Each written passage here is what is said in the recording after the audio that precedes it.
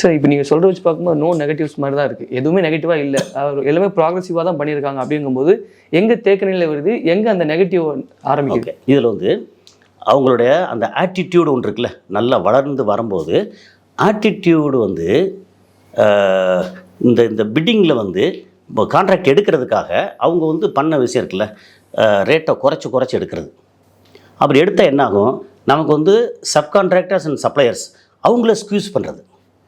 Okay, நமக்கு வந்து 500 கோடி ரூபா எடுத்துட்டோம், அதில் வந்து இவருக்கு வந்து 30 கோடி ஒரு ஒரு ப்ராஜெக்ட்னு வச்சுங்களேன், ஒரு அந்த அதில் ஒரு டிவிஷனில் ஒரு இதில் 30 கோடி அப்படின்னா இறுக்கி பிடிச்சி வந்து 27 கோடி 25 கோடிக்கோ வந்து நம்மளை வந்து ஸ்க்யூஸ் பண்ணி வாங்குறது.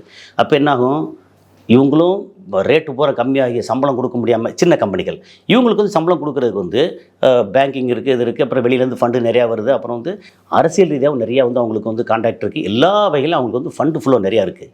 ஆனால் எப்போவுமே வந்து